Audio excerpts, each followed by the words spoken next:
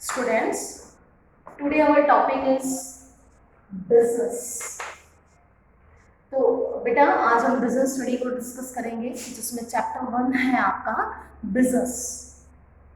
तो बिजनेस क्या होता है इसको जानना सबसे ज़्यादा ज़रूरी है। अगर हम बिजनेस स्टडी का सब्जेक्ट पढ़ रहे हैं तो हमें बेसिकली सबसे पहले ये जानना ज़रूरी है कि हम बिजनेस कहते किसको हैं, बिजनेस होता क्या है। तो बेटा बिजनेस एक इकोनॉमिक एक्टिविटी है जिसमें हम लेन देन, जो भी हमारा परचेज और सेल है, जो भी हम ट्रांजैक्शंस करते हैं वो किसके थ्रू करते हैं, कैश के थ्रू। ये एक ऐसी इकोनॉमिक एक्टिविटी है जिसमें बाइंग एंड सेलिंग होती है, जिसमें हम किसी से सामान लेते हैं और पेमेंट करते हैं, या कोई हमसे खरीदता है और हम उससे कैश रिसीव करते हैं। और इस बीच इन ट्रांजैक्शंस के बीच में जो डिफरेंस है वो क्या होगा, प्रॉफिट।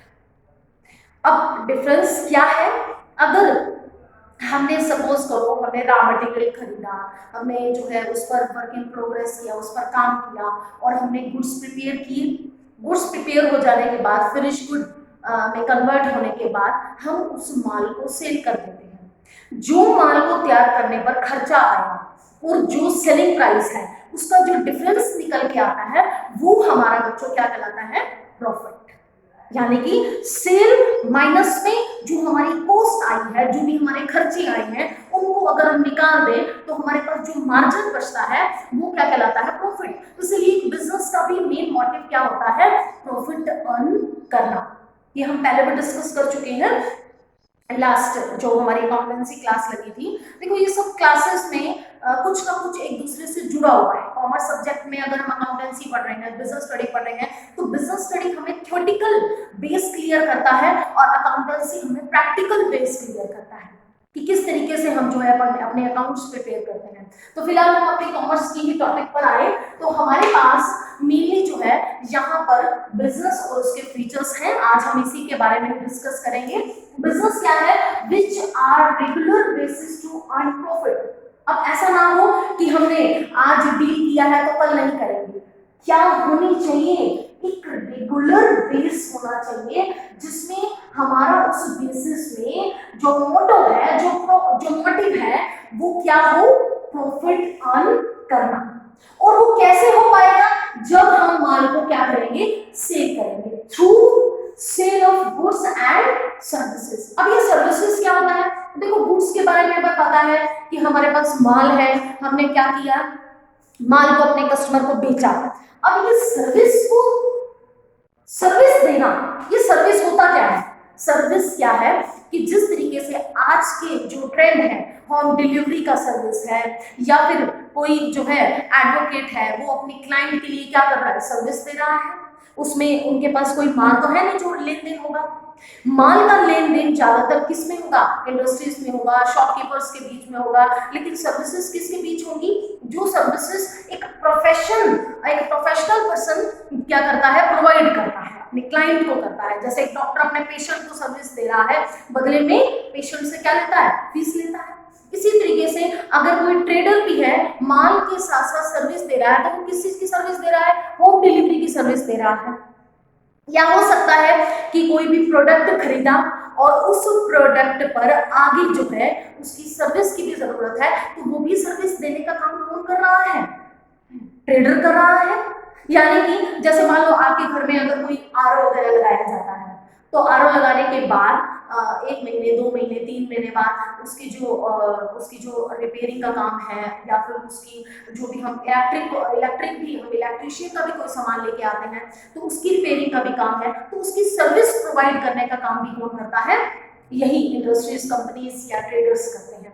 तो साथ ही साथ हम इन बातों को भी जाने कि हम माल की सर्विसेज, माल के परचेज, बाइंग एंड सेलिंग के अलावा हम जो सर्विसेज प्रोवाइड करते हैं वो भी किसके अंदर आता है, बिजनेस में आता है। which are regular basis to earn profit through sale of goods and services। माल को बेचने और सेवाएं प्रदान करने के बदले में हम जो प्रॉफिट अर्न करते हैं, और वो बेसिस भी कैसा होना चाहिए, रेगुलर बेसिस होना चाहिए, जिसमें हम रेगुलरली क्या करेंगे, ये डीलिंग करेंगे अपने कस्टमर के साथ, वो ही हमारा क्या कहलाएगा, बिजनेस कहलाएगा।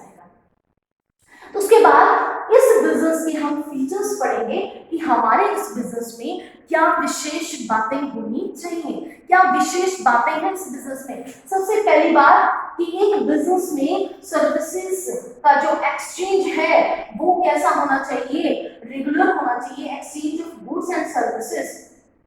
अब exchange of goods and services का मतलब क्या है कि हम एक्सचेंज करते हैं क्या, गुड्स एंड सर्विसेज। अपने कस्टमर को हम क्या प्रोवाइड करते हैं, सर्विसेज प्रोवाइड करते हैं, माल प्रोवाइड करते हैं और बदले में प्रॉफिट अर्न करते हैं। तो हमारा एक फीचर ये भी आएगा कि हमारा प्रॉफिट मोटिव होना भी जरूरी है। एक बिजनेस की विशेष बात क्या है, प्रॉफिट अर्न करना भी है। फिलहाल यहाँ पर गुड्स एंड सर्विसेज को क्या किया जाएगा, एक्सचेंज किया जाएगा। किसके साथ किया जाएगा, एक ट्रेडर अपने कस्टमर के साथ करेगा, एक टीचर अपने स्टूडेंट के साथ करेगा, एक डॉक्टर अपने पेशेंट के साथ करेगा, एक एडवोकेट अपने क्लाइंट के साथ करेगा। तो ये सब क्या कहलाता है, एक्सचेंज होता है। एक चीज देना दूसरा लेना, यानी कि हमने माल बेचा उसने खरीदा, ये एक्सचेंज है। अगर हम सर्विसेज दे रहे हैं अपने क्लाइंट को तो वो भी क्या है, हम सर्विस दे रहे हैं बदले में फीस ले रहे हैं। तो ये सब क्या कहलाता है, एक्सचेंज कहलाता है। सेकेंड फीचर है हमारा एंड इकोनॉमिक एक्टिविटी।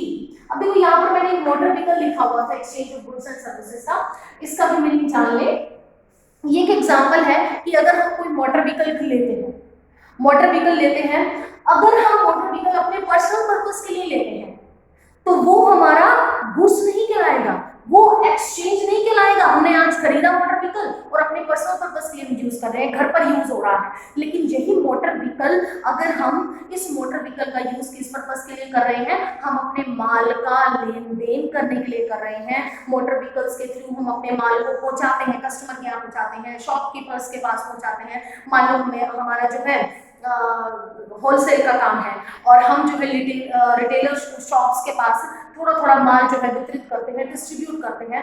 तो वो क्या कहलाता है, माल को पहुंचाने के लिए हमने जिन सोर्स का यूज किया तो वो सोर्स हमारा क्या कहलाएगा, बिजनेस एक्टिविटी से रिलेटेड कहलाएगा। लेकिन हम अपने पर्सनल पर्पस के लिए अगर हम कोई मोटर व्हीकल खरीदते हैं, अपने घर के यूजेबल के लिए खरीदते हैं, तो वो हमारा बिजनेस की एक्टिविटी के लिए खरीदा गया सोर्स नहीं कहलाएगा।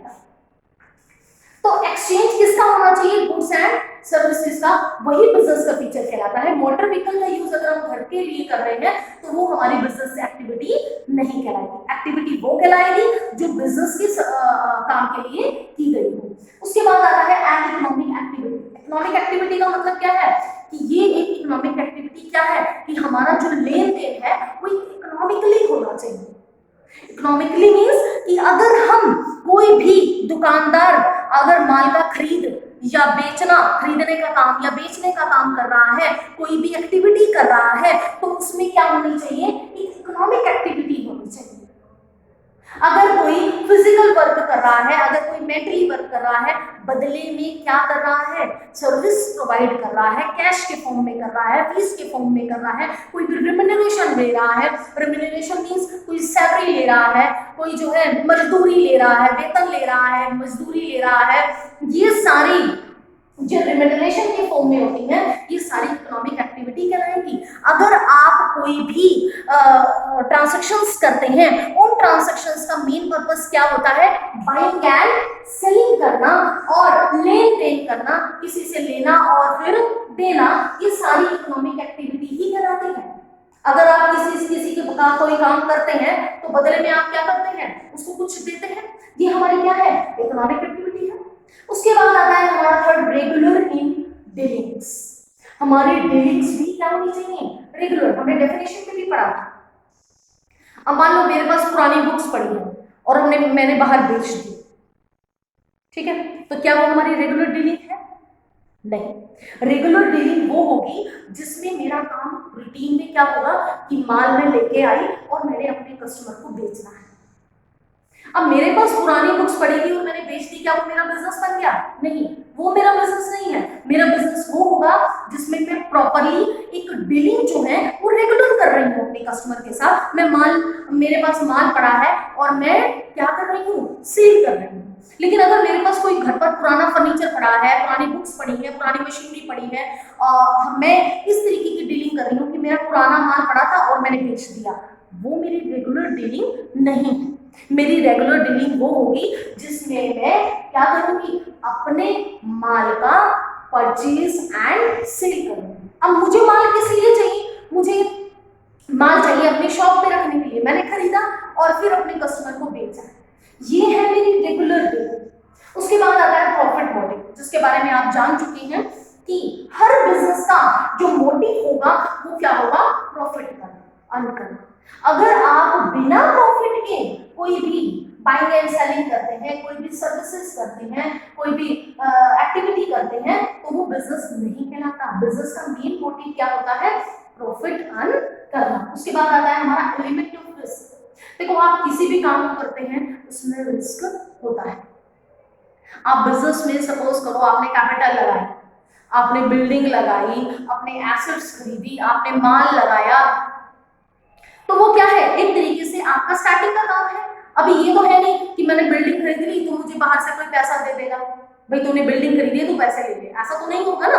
तो क्या होगा कि आप किसी भी काम की स्टार्टिंग करते हैं, उसके पीछे क्या होता है, एक तरीके से आपका फिलहाल जो स्टार्टिंग का काम होता है या ड्यूरिंग टाइम होता है, उसमें क्या जो है एक्टिविटी होती है, एक एलिमेंट होता है, एक तत्व होता है, वो होता है जोखिम का। आप क्या कर रहे हैं, आप जोखिम ले रहे हैं, जोखिम ले रहे हैं। आपने पैसा लगाया, सपोज करो आपने आज 5 लाख लगाया और आगे जो है मार्केट में आपके प्रोडक्ट की डिमांड नहीं है, तो ये क्या लिया आपने, रिस्क लिया। आपने कितना पैसा लगाया, आपने बिल्डिंग लगाई, आपने माल लगाया, आपने एम्प्लॉइज रखे, आपने सारी अरेंजमेंट की, एक बार तो आपने रिस्क लिया ना, आपने सारा खर्चा किया और आपको क्या ना मिला, आपको प्रॉफिट ना मिला, आपकी इनकम कम हुई, आपने जो सोचा था उसके अकॉर्डिंग आपको प्रॉफिट नहीं हुए, तो आपने क्या लिया, इन फ्यूचर के लिए आपने रिस्क लिया। तो एक बिजनेस में आप काम करने जा रहे हैं तो उसमें ये एलिमेंट देखने को मिलेगा। हो सकता है डिमांड ना आई मार्केट में, कस्टमर ही ना बने आपके, या हो सकता है कि जैसे आपने माल खरीदा तब तो प्राइस जो है काफी ज्यादा हाई थे, मार्केट में कंपटीशन आ गया, कॉम्पिटिटर ने रेट घटा दिए, जिसकी वजह से आपके माल की कॉस्ट तो हुई ज्यादा और उसका प्राइस, सेलिंग प्राइस हुआ कम। तो ऐसे में आपका माल बिकने से भी रह सकता है। तो रिस्क किसी भी फॉर्म में आ सकता है, बाढ़ आ सकती है, भूकंप आ सकता है, या आपका लगाया हुआ पैसा जो है वो खराब भी हो सकता है कंपटीशन की वजह से, कोई भी कारण पड़ सकता है। रिस्क कहीं पर भी क्रिएट किया जा सकता है, क्रिएट हो सकता है, कुछ भी किया हो सकता है बिजनेस में। तो बिजनेस में क्या चीज साथ में जो है लेके चलते हैं हम, रिस्क। हो सकता है फायदा भी हो, मुनाफा भी हो जाए, हो सकता है नुकसान भी हो जाए। तो रिस्क कहीं का भी हो सकता है, प्रॉफिट का भी और लॉस का भी। उसके बाद आती है क्रिएशन ऑफ यूटिलिटी। हमारे बिजनेस में इंपॉर्टेंट फीचर क्या है कि हमारी जो यूटिलिटी है उसको हम क्या करते हैं, क्रिएट करते हैं। अब माल को कितनी जल्दी हम क्या करते हैं, रॉ मटेरियल से फिनिश गुड में कन्वर्ट करते हैं। अब रॉ मटेरियल क्या होता है, कच्चा माल है, उस माल को हमें तैयार माल में निर्मित करना है, तैयार करना है, कन्वर्ट करना है। तो ऐसे में ऐसी यूटिलिटी क्या कहलाएगी, फॉर्म यूटिलिटी। आप रॉ मटेरियल से फिनिश गुड में कितनी जल्दी जो है माल को कन्वर्ट करते हैं, ये हमारी क्या होगी, फॉर्म यूटिलिटी। कितनी जल्दी आप कस्टमर के पास पहुंचाते हैं, टाइम यूटिलिटी। आप उस माल को स्टोर करके कितना रख सकते हैं, अगर आपके मार्केट में जो है डिमांड अभी क्या हो गई है, बंद हो गई है, तो आप अपने माल को स्टोर भी रख सकते हैं गोडाउन में, ये आपकी टाइम यूटिलिटी भी हो सकती है। ये आपने कुछ डिस्टेंस के लिए माल को स्टोर करके रख दिया, जब मार्केट में डिमांड होगी तब आप उस माल को क्या करेंगे, बेच देंगे। तो ये यूटिलिटीज भी हमारे बिजनेस में पर्याप्त मात्रा में होती है। अगर हम अपने क्या करते हैं, गोडाउन में माल को रख देते हैं थोड़े टाइम के लिए, तो फर्म यूटिलिटी को भी हम क्रिएट कर सकते हैं, टाइम यूटिलिटी को भी हम क्रिएट कर सकते हैं। इन यूटिलिटीज को किस तरीके से हम क्रिएट करेंगे, प्लेस यूटिलिटी को भी हम कैसे क्रिएट कर पाते हैं। जैसे कि हमारा माल आज यहाँ पर तैयार हो रहा है, हमने दूसरे स्टेट में पहुंचाना है, हम क्या करते हैं एक जगह से दूसरी जगह पर माल को पहुंचाते हैं, तो वो क्या कहलाएगी, प्लेस यूटिलिटी, स्थान उपयोगिता। ये सारी यूटिलिटीज किसमें आती है, creation of utility, time utility, form utility, place utility, time utility. दोबारा से रिपीट हो गया, time utility, place utility, form utility, ठीक है ना। अगर एक ऑनर से कस्टमर के पास माल पहुंचता है तो वो कौन सी यूटिलिटी कहलाती है, वो यूटिलिटी क्या कहलाएगी, हमारी ऑनरशिप यूटिलिटी कहलाएगी। अगर आप एक ऑनर से दूसरे ऑनर तक क्या करते हैं, माल को भेजते हैं, एक ऑनर से दूसरे ऑनर के पास माल पहुंचता है, वो भी यूटिलिटी क्रिएट कराती है। ये सारी यूटिलिटी क्या कहलाएगी, हमारी creation of utility. Last feature आता है हमारा कंज्यूमर सेटिस्फेक्शन। अब ये कंज्यूमर सेटिस्फेक्शन क्या है, मोस्ट इंपॉर्टेंट फीचर है बिजनेस का, कि हमारी कंज्यूमर सेटिस्फेक्शन क्या है। हम जितना कस्टमर को सेटिस्फाइड करेंगे उतना सक्सेस होंगे, क्योंकि आज की मार्केट का किंग कौन है, कस्टमर। अगर आप कस्टमर की जरूरतों को पूरा करते हैं, कस्टमर की डिमांड को पूरा करते हैं, कस्टमर के फैशन को पूरा करते हैं, उनके फैशन के अकॉर्डिंग प्रोडक्शन को तैयार करते हैं, उनके कल्चर के अकॉर्डिंग माल को तैयार करते हैं, तो आप अपने कस्टमर को सेटिस्फाइड कर रहे हैं।